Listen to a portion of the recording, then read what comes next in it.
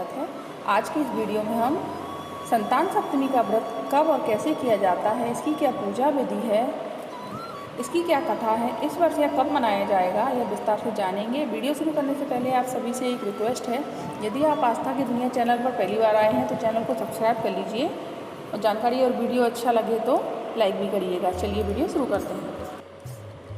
यह व्रत हिंदी पंचांग के अनुसार भादव मास शुक्ल पक्ष की सप्तमी को मनाया जाता है। इसे ललिता सप्तमी भी कहा जाता है। संतान सप्तमी का व्रत क्यों किया जाता है? यह व्रत स्त्रियां पुत्र प्राप्ति की इच्छा हेतु, संतान प्राप्ति की इच्छा हेतु करती हैं। यह व्रत संतान के समस्त दुख परेशानियों के निवारण के उद्देश्य से भी किया जाता है। संतान की सुरक्षा का भाव लिए स्त्रियां इस व्रत को पूरे विधि विधान के साथ करती हैं।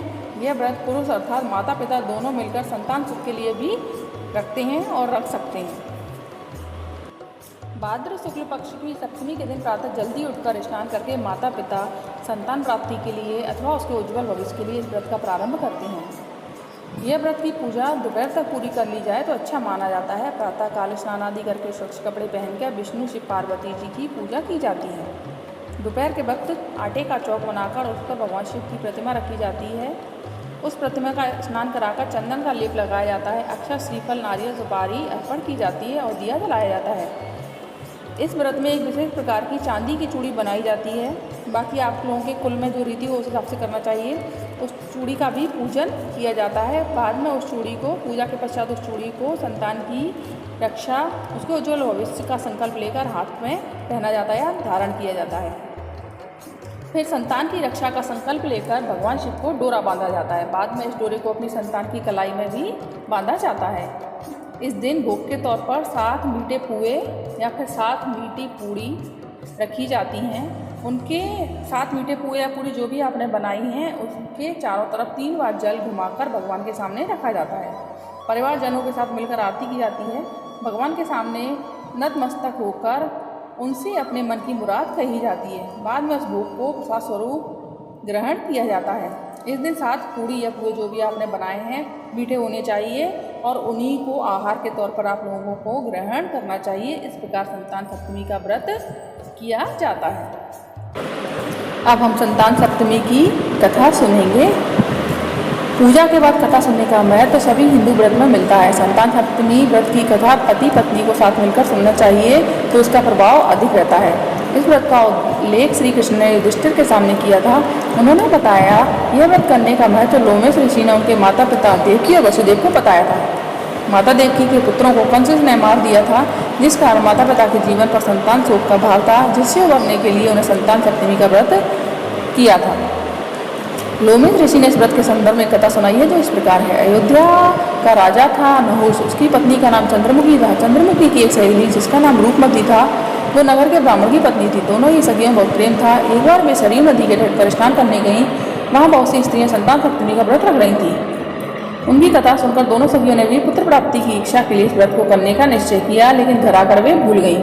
कुछ समय पश्चात दोनों की मृत्यु हो गई और उन दोनों ने पशु योनि को प्राप्त किया।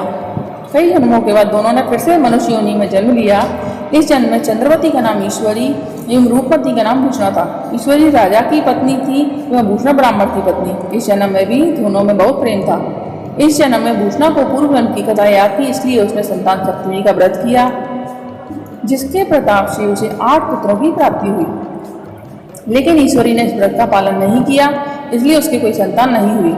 इस कारण उसे भूषणा से ईर्ष्या होने लगी। उसने कई प्रकार से भूषणा के पुत्रों को मारने की कोशिश की, लेकिन उसके भूषणा के व्रत के प्रभाव से उसने उसके पुत्रों को कोई हानि नहीं पहुंचा सकी। थक हार कर ईश्वरी ने अपनी ईर्ष्या एवं अपने कृत्य के बारे में भूषणा से कहा और क्षमा भी मांगी। तब भूषणा ने उसे पूर्व जन्म की याद दिलाई और संतान सप्तमी के व्रत को करने की सलाह दी। ईश्वरी ने पूरे विधि विधान के साथ व्रत किया और एक सुंदर पुत्र हुआ। इस प्रकार संतान सप्तमी के व्रत की महत्ता को जानकर सभी स्त्री पुरुष संतान की प्राप्ति के लिए उनके उज्ज्वल भविष्य के लिए संतान सप्तमी का व्रत करने लगे। तो ये थी संतान सप्तमी की व्रत कथा, जिसे कि पूजा करने के बाद आपको सुनना चाहिए। यदि आप पति पत्नी दोनों मिलकर सुने तो इसका प्रभाव अधिक रहता है। अब हम जानेंगे इस वर्ष यह व्रत कब रखा जाएगा। भाद्र मास की शुक्ल पक्ष की सप्तमी को संतान सप्तमी के रूप में मनाया जाता है। यह व्रत माता पिता अपने संतान की समृद्धि के लिए रखते हैं। संतान सप्तमी 2021 में 13 सितंबर दिन सोमवार को मनाई जाएगी। तो ये थी संतान सप्तमी से जुड़ी संपूर्ण जानकारी, व्रत कथा और इस वर्ष कब मनाया जाएगा। उम्मीद है आपको वीडियो अच्छा लगा होगा। यदि अच्छा लगा हो तो लाइक कर दीजिएगा। ठाकुर जी की, भोलेनाथ की कृपा आप सभी पर, आपके परिवारजनों पर सदैव बनी रहे। जय श्री कृष्ण, राधे राधे, धन्यवाद।